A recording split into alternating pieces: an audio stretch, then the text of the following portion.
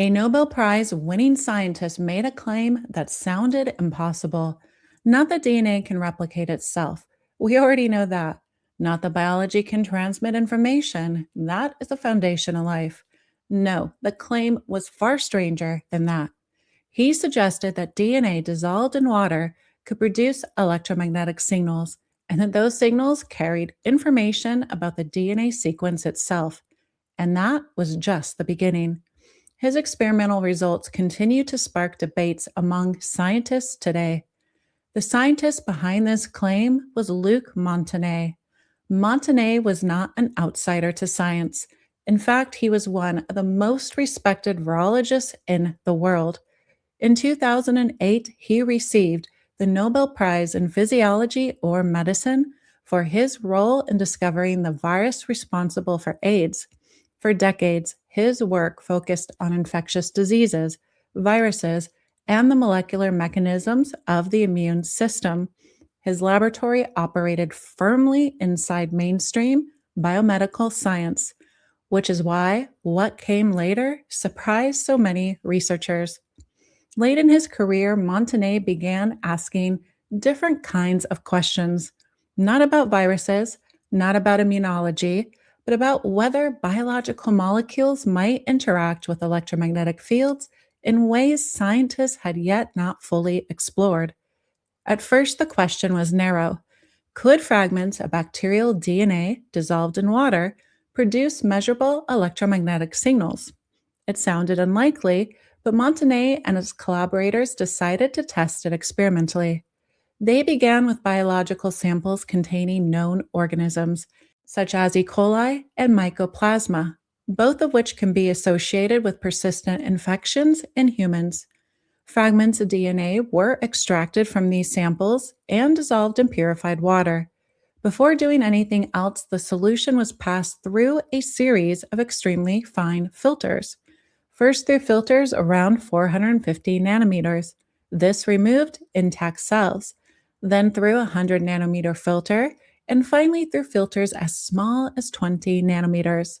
At that scale, whole bacteria, cellular debris, and most biological structures are removed.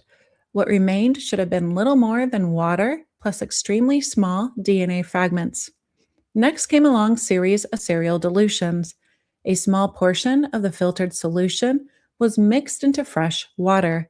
Then a portion of that mixture was diluted again and again. Each step reduced the concentration of the original DNA by another factor 10. As the dilution series continued, the concentration dropped quickly. A dilution of 10 to the negative 6 means the original material had been diluted 1 million times. At 10 to the negative 9, the dilution reaches 1 billion times. Some experiments continued even further, reaching 10 to the negative 12, 10 to the negative 15, and even 10 to the negative 18. Essentially, at those levels, the amount of original DNA physically present in the solution should be extremely small. In many samples, you could say it's effectively absent. Once the dilution series was prepared, the tubes were placed inside an electromagnetic detection system. The apparatus included magnetic shielding and highly sensitive detectors capable of measuring ultra-low frequency electromagnetic activity. Not radio frequencies, not microwaves, signals in the range of just a few hertz to a few thousand hertz. And at first, the detectors recorded nothing unusual. But interestingly, once the dilution series reached around 10 to the negative 9, something began to appear. Some of the tubes began producing faint electromagnetic signals.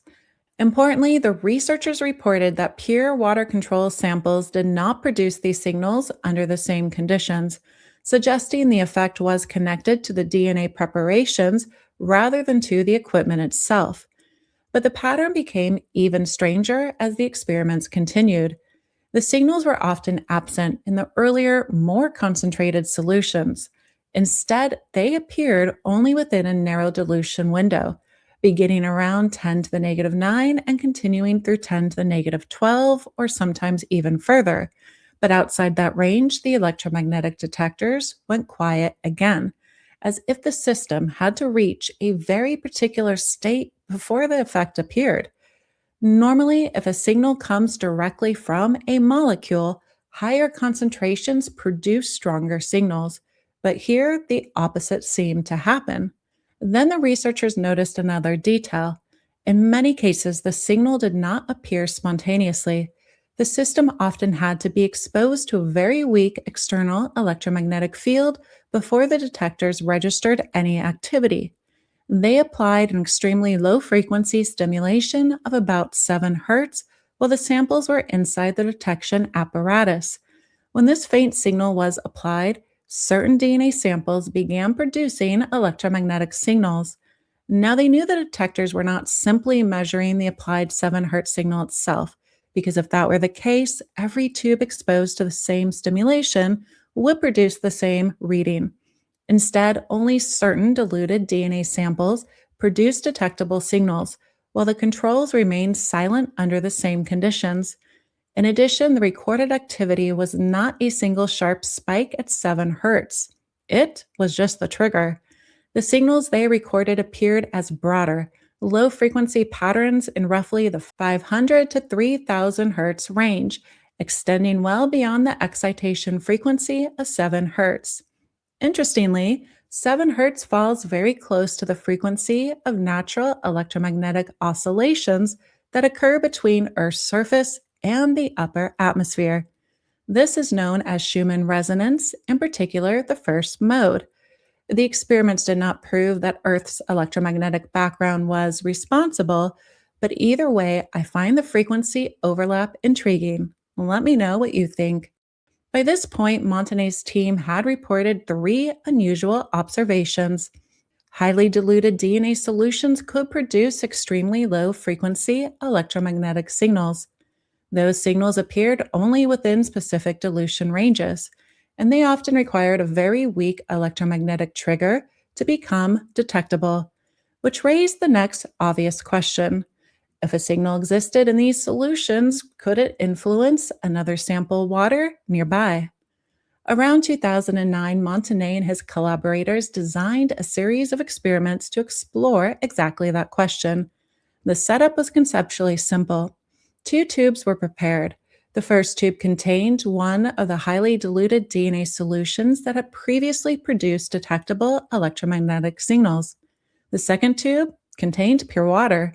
No DNA, no biological material, just water. Both tubes were sealed and placed close to each other inside the same shielded apparatus used in the earlier signal detection experiments. The system was surrounded by mu metal shielding to block external EM interference, and the samples were exposed to the same weak stimulation of about 7 Hz. The tubes were then left in this configuration for extended periods, often 16 to 18 hours, allowing any interaction between the samples to unfold. After the exposure period, the researchers analyzed both tubes again using their electromagnetic detection system. The first tube behaved as expected. It continued to produce the complex low-frequency electromagnetic signals that had been detected in earlier experiments. The surprise came from the second tube. In some cases, the tube that contained only pure water began to produce a similar electromagnetic pattern. Not noise, not random interference, a signal pattern that appeared to match the electromagnetic activity previously observed in the tube with the DNA solution beside it. Keep in mind, this tube contained only water. At this stage, the researchers were not claiming that DNA molecules themselves had somehow jumped from one tube to the other. The tubes were sealed and handled carefully to prevent contamination. What seemed to be transferring was the electromagnetic signature associated with the DNA solution. That observation raised a deeper and much more provocative possibility. We already know DNA is information. The sequence of bases along the DNA strand encodes the instructions for building proteins and regulating biological processes. If some aspect of that signal could influence nearby water, how would that happen and what would it mean? To explore that possibility, Montagnier's team performed a much more demanding experiment. They took the second tube, the one that had contained only water and now an electromagnetic signal, and subjected it to PCR. PCR stands for polymerase chain reaction, And PCR is one of the most widely used techniques in molecular biology. It works by copying specific DNA sequences over and over again, generating millions of copies from an original template.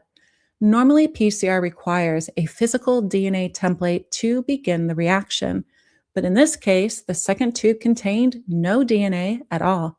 According to the results reported in their publications, when PCR reagents were added to the second tube, the reaction produced DNA fragments corresponding to the sequence of the original DNA sample in tube 1. If correct, that result would suggest something extraordinary, something almost magical. It would imply that the electromagnetic activity associated with the original DNA solution might somehow carry information. Montagnier's team proposed that this information might be stored in organized structures in the water. In this view, water would not simply act as a passive solvent, but as a dynamic medium capable of forming coherent electromagnetic patterns influenced by biological molecules. But the experiments did not stop there. In one of the most widely discussed demonstrations, the researchers attempted something even more unusual, and this actually blew my mind. Instead of physically transferring the DNA solution between laboratories, they recorded the electromagnetic signal digitally. The digital signal was then sent electronically to another laboratory. In effect, the signal was transmitted as a computer file. In the receiving laboratory, the digital recording was converted back to an electromagnetic signal and applied to a tube of pure water. This tube was placed under the same experimental conditions used in the earlier studies. After this exposure, the researchers again performed PCR on the water sample. According to the reported results, the reaction somehow produced DNA fragments matching the sequence in tube 1, which, to be clear, was not even in their lab. If those findings are correct, the implications would be difficult to ignore. It would mean that biological information might not exist only in physical molecules like DNA, and that possibility would push the discussion far beyond conventional molecular biology. By the time this paper was published in 2017, Montagnier and his collaborators had already reported the strange part of the story. This paper was their attempt to answer that question and to propose a mechanism, essentially to provide a hypothesis meant to explain the earlier experiments. And if you're the kind of person who enjoys the strange boundary where molecular biology starts brushing up against physics, this next part is honestly fascinating. I'm going to touch on just a few highlights here, but all of the publications will be linked in the description below if you want to explore the details in full. The place the authors begin is with a puzzle inside ordinary biology. PCR is one of the most powerful tools in molecular science.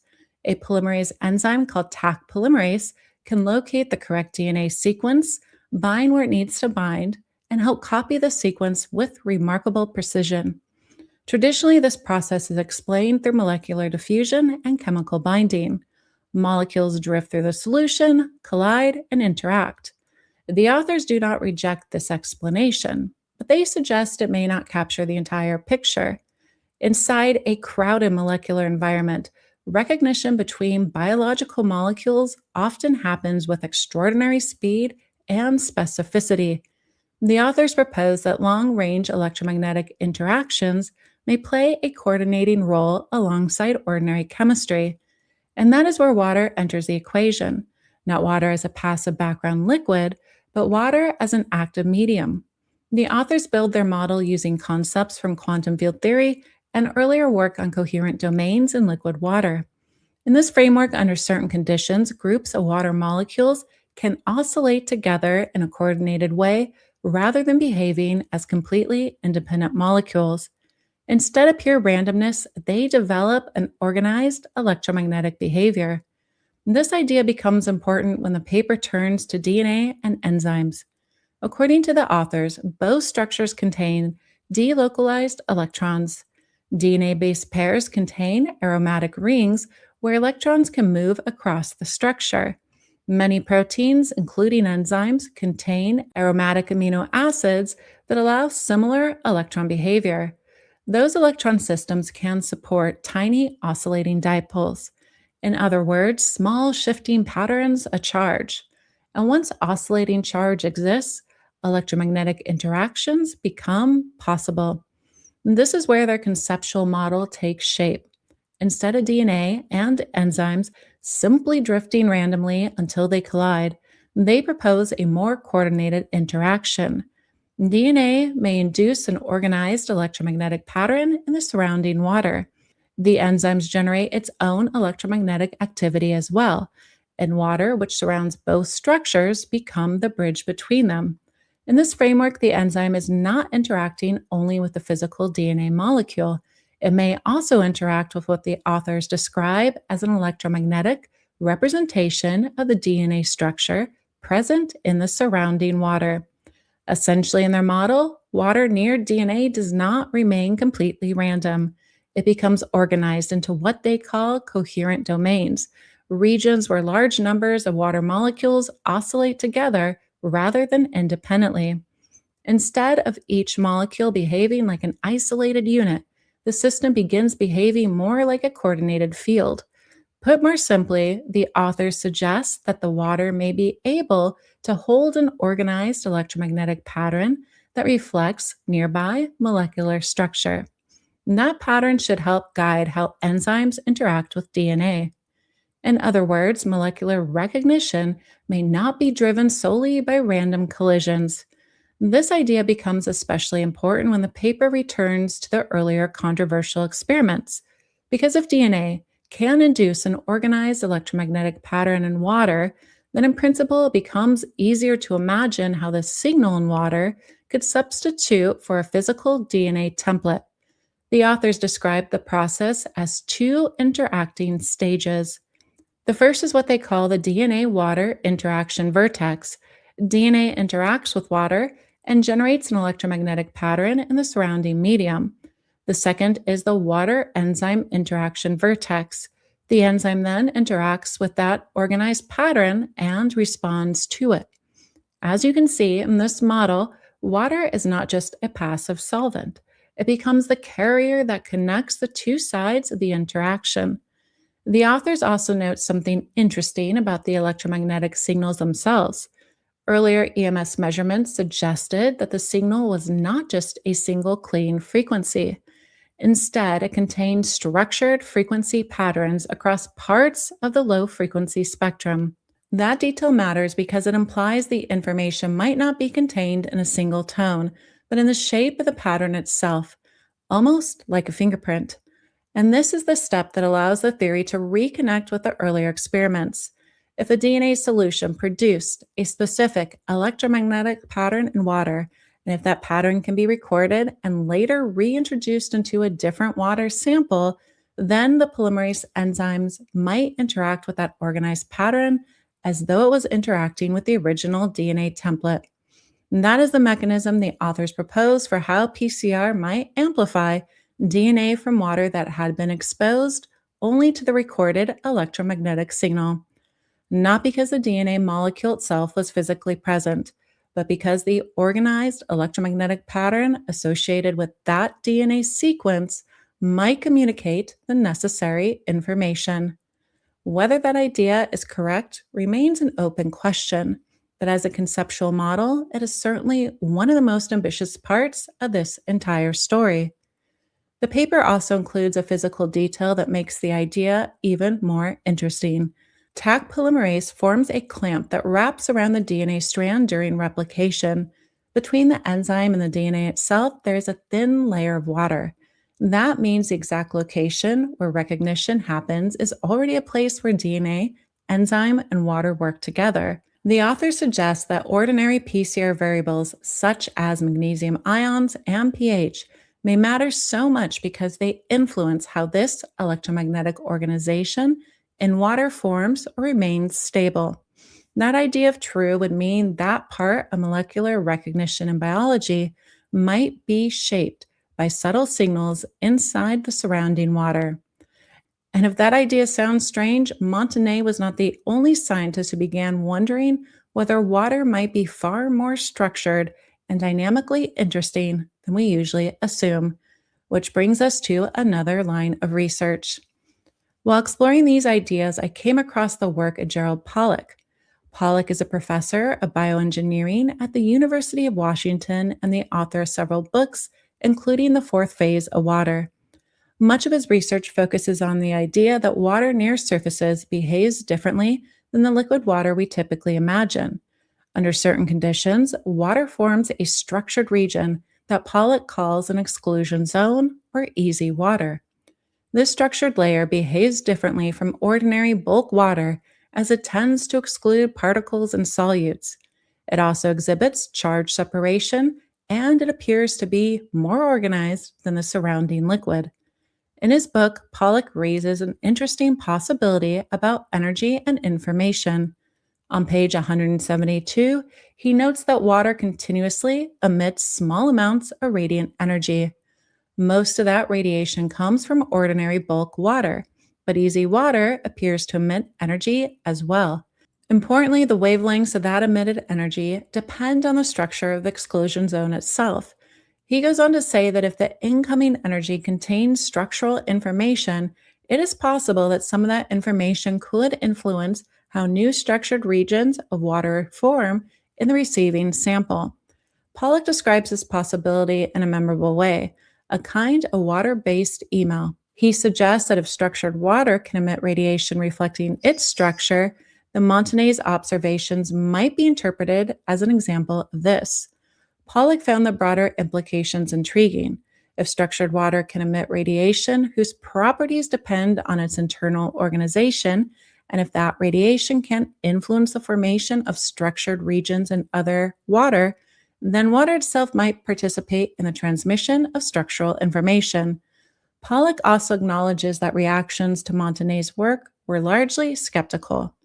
Many scientists remain unconvinced that the results reflect a real biological phenomenon. Some researchers have argued that these effects could arise from experimental contamination, hidden DNA fragments, or subtle artifacts in the PCR process itself. Because PCR is extremely sensitive, even tiny traces of DNA can sometimes produce amplified signals that appear meaningful. Others have pointed out that experiments involving highly diluted samples can be difficult to reproduce consistently, especially when small differences in equipment or environmental conditions enter the equation. At the same time, the story does not end with dismissal. Montagnier's group reported multiple experiments that reproduced their findings. As a result, their work has sparked interest among a small number of researchers investigating similar questions. Some laboratories have even replicated their results for themselves. Results across the field and in general have been mixed, and the topic still remains controversial. For now, Montagnier's experiments sit in an unusual place in the scientific landscape. The results and implications are intriguing enough to keep curiosity alive, but not yet widely accepted as established biology. And that tension between curiosity and skepticism is often where some of the most interesting scientific questions come from. So, where does all this leave us? At its core, the question explored in these papers is surprisingly simple. Could biological information be transmitted through electromagnetic signals in water? According to the experiments reported by Montagnier and his collaborators, several unusual things appeared to happen. The biological information might, under certain conditions, be transferred through electromagnetic patterns rather than through physical DNA molecules alone. But for now, these experiments sit in an interesting place, somewhere between a fascinating anomaly and an unresolved scientific question. In general, science has a long history of ideas that sounded strange when they were first proposed. Many of them eventually turned out to be wrong, but every once in a while, a strange observation ends up revealing something unexpected about how nature actually works. And that leaves the final judgment where it belongs, with you. Could water, the most common substance in biology, play a deeper role in storing or transmitting information? Let me know what you think in the comments below. And if you are aware of other examples or publications that explore science at the edge and beyond, please send me an email with the link. I appreciate you making it to the end, And until next time, stay curious and take care.